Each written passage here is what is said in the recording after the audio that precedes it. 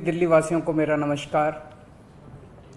पिछले 1 साल से जब से कोरोना शुरू हुआ है, मैं समय समय पे आपके बीच में आके सभी तथ्यों को, परिस्थितियों को ईमानदारी के साथ आपके सामने रखता रहा हूँ, आपसे चर्चा करता रहा हूँ।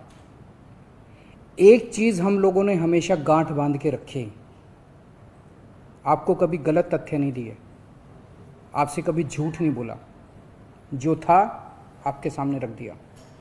अगर स्थिति अच्छी थी तो भी आपको बताया, स्थिति खराब थी तो भी आपको हमने ईमानदारी से बताया, क्योंकि हम पहले दिन से समझ गए थे कि ये इतनी बड़ी आपदा है कि आपके साथ के बिना, जनता के साथ के बिना अकेले इस आपदा से सरकार सामना नहीं कर सकती। जनता का सहयोग और जनता की सहभागिता इस पूरे संघर्ष में बेहद ज़रूरी है।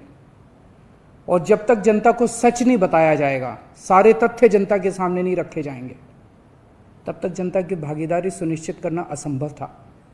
इसीलिए हमने हर चीज़ आपके सामने रखी। हमने टेस्ट नहीं कम होने दिए। आज दिल्ली के अंदर सबसे ज़्यादा टेस्ट हो रहे हैं। मैं तो ये कहूँगा कि अगर प्रति 10 लाख की पॉपुलेशन पे देखा जाए तो शायद पूरी दुनिया में सबसे ज़्यादा टेस्ट दिल्ली में हो रहे हैं। मैंने देखा कि कई जगहों पे उन्होंने टेस्ट कम कर दिए, टेस्ट कम कर दिए तो केस कम आने लग गए। इस तरह से तथ्यों के साथ कई जगह हेरफेर करने की कोशिश की गई।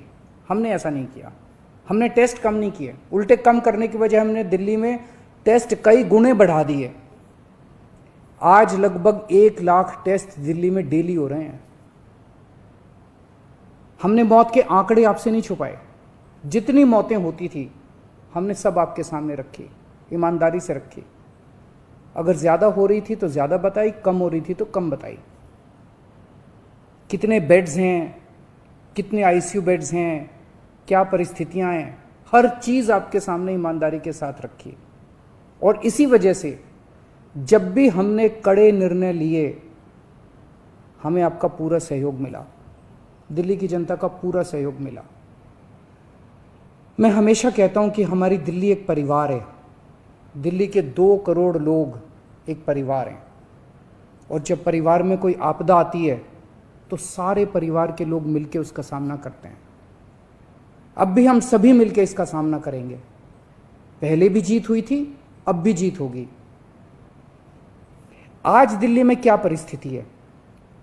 पिछले 24 घंटे में दिल्ली में लगभग 23,500 केस आए हैं। उसके पिछले 24 घंटे में लगभग 25,500 केस आए थे। तो पिछले 3-4 दिन से रोज हम देख रहे हैं लगभग 25,000 के करीब केस आ रहे हैं। पॉजिटिविटी बहुत ज़्यादा बढ़ गई है, संक्रमण दर बहुत ज़्यादा बढ़ गई है। दिल्ली के अंदर अस्पतालों में उपलब्ध बेड्स की भारी कमी हो रही है। डेली 25-25 हज़ार अगर पेशेंट्स आएंगे तो कोई भी व्यवस्था चरमरा सकती है। दिल्ली के अंदर बेड्स की भारी कमी हो रही है। आईसीयू बेड्स दिल्ली में लगभग ख़त्म हो गए हैं। आज सुबह मैं ऐप पे देख रहा था 100 से भी कम आईसीयू बेड्स दिल्ली में बचे हैं। ऑक्सीजन की भारी कमी हो रही है। कल हमने सेंट्रल गवर्नमेंट को भी लिखा है, उनसे बातचीत चल रही है। परसों रात को एक हादसा होते होते बचा।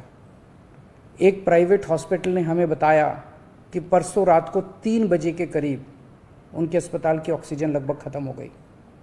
वो बोले जी हम तो बहुत बुरी तरह से डर गए, बहुत बड़ा हादसा हो सकता था। इधर उधर हाथ पैर मार के किसी तरह से उन्होंने कहीं से ऑक्सीजन का इंतजाम किया। दवाइयों की कमी हो रही है, रेमडेसिविर दवाई की खासकर काफ़ी कमी हो रही है। ये सारे तथ्य मैंने आपको डराने के लिए नहीं बताए, ये सारी परिस्थिति है। और इन परिस्थितियों में हमें अब अगला कदम क्या उठाना है, इस पे चर्चा करने के लिए मैंने आपको ये परिस्थिति बताई है। तो दिल्ली के अंदर कोरोना की परिस्थिति काफ़ी गंभीर है। अभी तक हमने दिल्ली के अंदर हेल्थ सिस्टम को बड़े अच्छे तरीके से मैनेज किया। दिल्ली में 4थी वेव आई है। पहली वेव पिछले साल जून में आई थी, जिसमें 4,500 के करीब केस आए थे। दूसरी वेव आई फिर सितंबर में, फिर तीसरी वेव आई जिसमें 8,500 के करीब केस आए थे। दुनिया के कई शहर ऐसे हैं, बड़े बड़े देशों के, विकसित देशों के शहर, जहाँ 6,000 केस आए तो उनका पूरा हेल्थ सिस्टम चरमरा गया, कोलैप्स कर गया। दिल्ली में 8,500 केस आए पिछली बार तीसरी वेव में, तब भी हमारा सिस्टम कोलैप्स नहीं किया, उल्टे हमने और ज़्यादा अपनी तैयारियां शुरू कर दी। आज 25,000 केस आए हैं। अब दिल्ली का हेल्थ सिस्टम अपनी सीमा तक पहुंच गया है। हमारा हेल्थ सिस्टम अब बहुत ज़्यादा तनाव में है।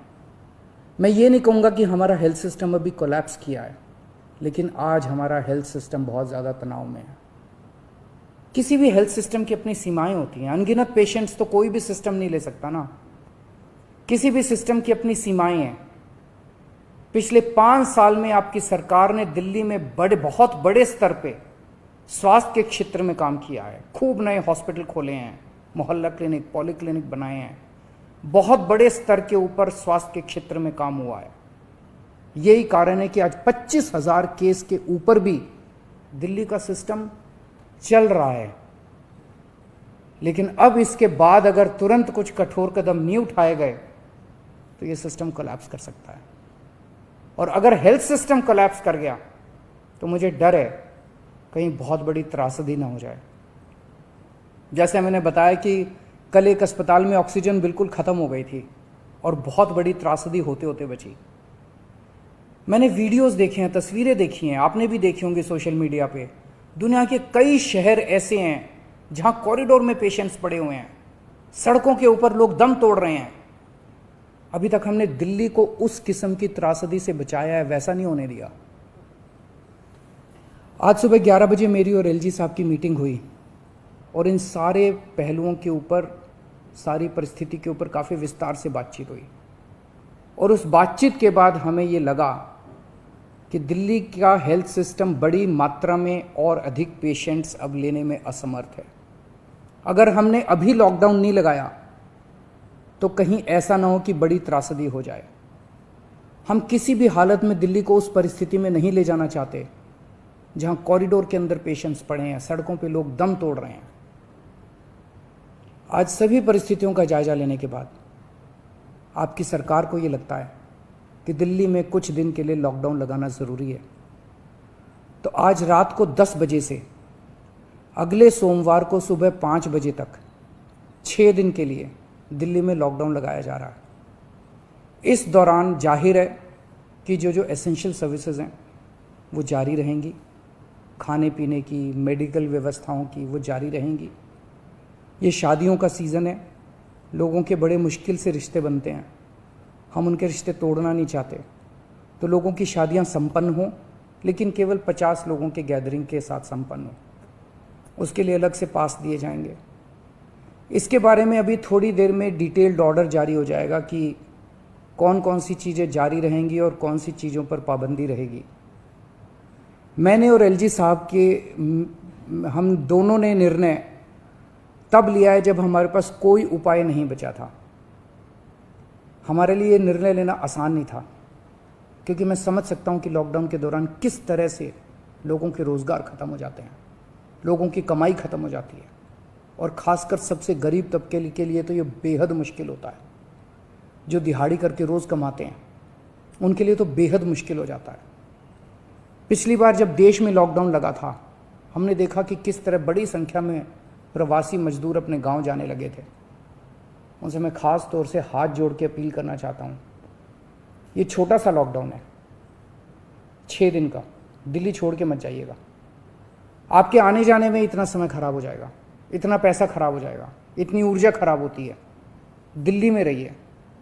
मुझे उम्मीद है कि ये छोटा लॉकडाउन है और छोटा ही रहेगा। मुझे पूरी उम्मीद है कि शायद बढ़ाने की ज़रूरत ना पड़े। आप दिल्ली में रहिए। यकीन मानिए, हम पूरी ईमानदारी के साथ सब मिल के लड़ेंगे तो जल्दी इस मुसीबत से छुटकारा पाएंगे। मैं आपको यकीन दिलाता हूँ, सरकार आपका पूरा ख्याल रखेगी। मैं हूँ ना, मुझ पे भरोसा रखिए। मेरी दिल्ली के सभी नागरिकों से अपील है कि ये निर्णय हमने बहुत मुश्किल से लिया है। आप सब लोग जानते हैं कि मैं लॉकडाउन के सख्त खिलाफ रहा हूँ। हमेशा से मैंने लॉकडाउन का विरोध किया है। मेरा ये मानना है कि लॉकडाउन से कोरोना ख़त्म नहीं होता, लॉकडाउन से कोरोना की स्पीड कम हो जाती है। मेरा हमेशा ये मानना है कि अगर किसी भी शहर या राज्य की स्वास्थ्य व्यवस्था अपनी सीमा तक पहुंच जाए तो लॉकडाउन लगाना ज़रूरी हो जाता है, ताकि पेशेंट्स का नंबर कम हो जाए, ताकि हेल्थ सिस्टम को और दुरुस्त किया जा सके। ये जो 6 दिन का लॉकडाउन हम लगा रहे हैं, ये जो 6 दिन हम ले रहे हैं आपसे, इन 6 दिनों के अंदर हम बहुत बड़े स्तर के ऊपर और दिल्ली में बेड्स की व्यवस्था करेंगे। केंद्र से हम मदद मांग रहे हैं, उनसे लगातार संपर्क में हैं। केंद्र सरकार हमारी मदद भी कर रही है, उसके लिए हम केंद्र सरकार के शुक्रगुजार हैं। उनसे ऑक्सीजन की व्यवस्था करेंगे, दवाइयों की व्यवस्था करेंगे। इस लॉकडाउन के समय को हम इन सब चीज़ों के लिए इस्तेमाल करेंगे।